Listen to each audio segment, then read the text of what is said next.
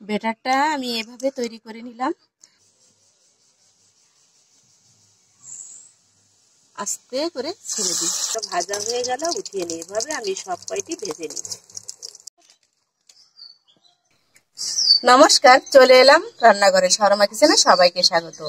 ছোট্ট একটা ভিডিও নিয়ে এলাম। আজ আমি আলুর চপ তৈরি করব, তবে বাড়িতে থাকা উপকরণ দিয়ে।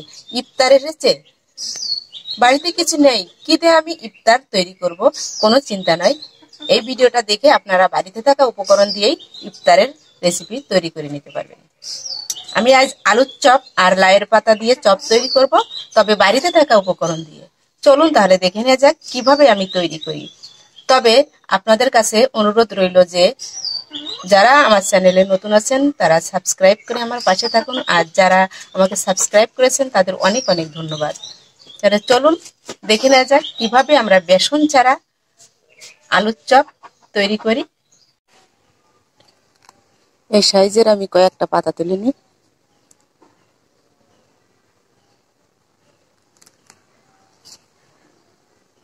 দুটো আলু নিয়েছি, মাঝখানে কেটে দিয়েছি।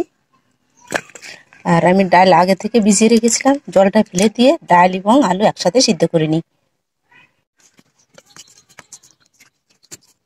কড়াইয়ে জল দিয়ে আমি আলু দিয়ে দিলাম আর ডালও দিয়ে দিই।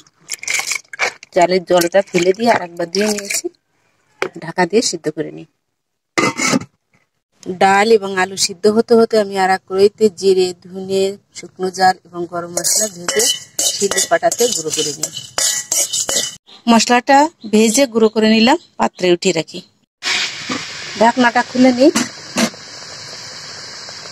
আলুটা আমার সুন্দর সিদ্ধ হয়েছে, ডালও সিদ্ধ হয়ে গেছে। এখন আমি নামিয়ে নিই। আলুটা নামিয়ে আমি এভাবে কেটে নিয়েছি। আলুটা ভালোভাবে ফেটিয়ে নিই। একটু গরম থাকতে থাকতে আলুটা ফেটিয়ে নিতে হবে।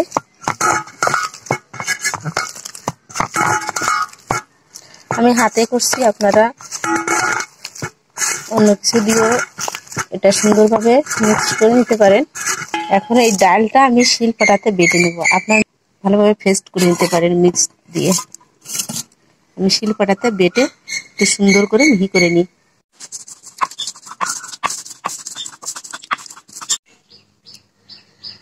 আলুটা আমি ভালোভাবে ম্যাশ করে নিয়েছি। দিলাম পরিমাণ মতন লবণ, দিয়ে দিই পরিমাণ মতন হলুদ গুঁড়া।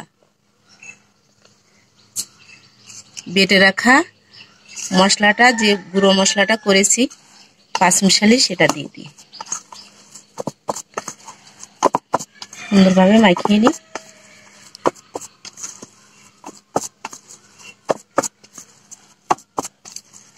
আলুটা আমার মাখা হয়ে গেল। আমি বেটারটা তৈরি করে নিই। ডালটা আমি বেটে নিয়েছি, দেখেন আমি মশলা পাটাতে বেটেছি, তাই মশলাটা একটু একটু লেগে গেছে। এখন একইভাবে আমি পরিমাণ মতন লবণটা দিয়ে দিলাম আর দিয়ে দিই পরিমাণ মতন হলুদ গুঁড়া। বেটে রাখা মশলাটা দিয়ে দিলাম।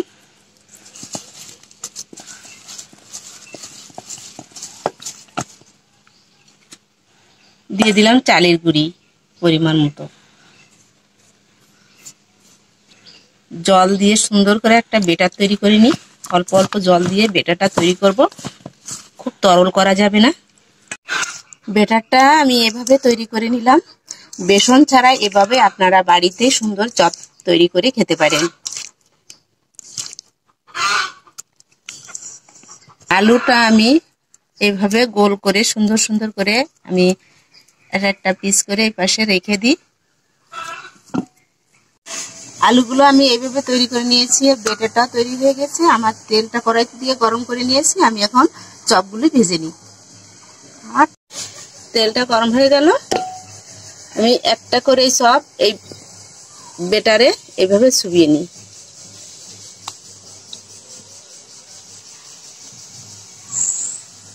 আস্তে করে ছেড়ে দিই।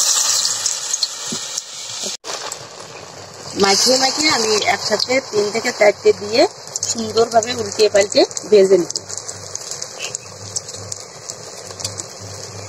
উল্টে দিই। কত সুন্দর ফুলে উঠেছে দেখেন। এভাবে বেসন ছাড়াও বাড়িতে চপ তৈরি করে খাওয়া যায় সুন্দরভাবে। ইফতারে আপনারা এভাবে বাড়িতে থাকা উপকরণ দিয়েই ইফতারি তৈরি করে নিতে পারেন। এভাবে শুধু আলুর চপ না, বেগুনের চপও এভাবে বাড়িতে থাকা উপকরণ দিয়ে ভেজে নিতে পারেন। আমি উল্টিয়ে পাল্টিয়ে ভেজে নিলাম। আর এই তেলটা গরম হওয়ার পরে আগুনটা কিন্তু খুবই কম রাখতে হবে, মিডিয়ামে রেখে ভেজে নিতে হবে, তা না হলে পুড়ে যেতে পারে। আমার ভাজা হয়ে গেল, উঠিয়ে নিই। এভাবে আমি সব কয়টি ভেজে নিচ্ছি। আমি যে লাউয়ের পাতাটা নিয়েছিলাম, এইভাবে এই বেসনের বা বেটারের ভিতরে এভাবে আমি চুপিয়ে নিই। এভাবে উল্টিয়ে পাল্টিয়ে পাতাটাকে সুন্দরভাবে চুপিয়ে নিতে হবে। আমি এভাবে চুপিয়ে নিলাম, দেখেন। এই তেলের পরে ছেড়ে দিই। প্রতিটা পাতাই একইভাবে এভাবে বেটারে চুপিয়ে নিই। আমি এই চপগুলি ভেজে নিই। লাউয়ের পাতার চপটাও আমি উল্টে পাল্টে ভেজে নিলাম। এখন উঠিয়ে নিই, তেলটা ঝাড়া দিয়ে উঠিয়ে নিই।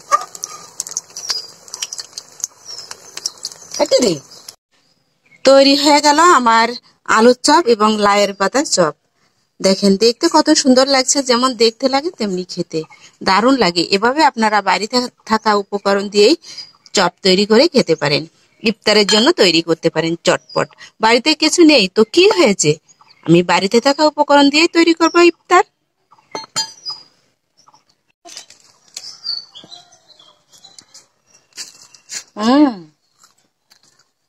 Heavy tasty. লাউয়ের পাতা চপটা খেয়ে দেখি, দেখেন।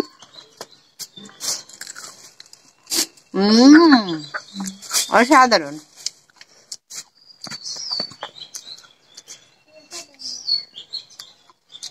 আপনাদের সবাইকে ধন্যবাদ পুরো ভিডিওটা দেখার জন্য। আর এভাবে আপনারা বাড়িতে থাকা উপকরণ দিয়ে আপনার পছন্দের খাবারটা তৈরি করে খেয়ে নেবেন। আর আমার ভিডিওগুলো ভালো লাগলে লাইক কমেন্ট শেয়ার করবেন, আমার পাশে থাকবেন। আবার দেখা হবে নতুন কোনো রেসিপি নিয়ে।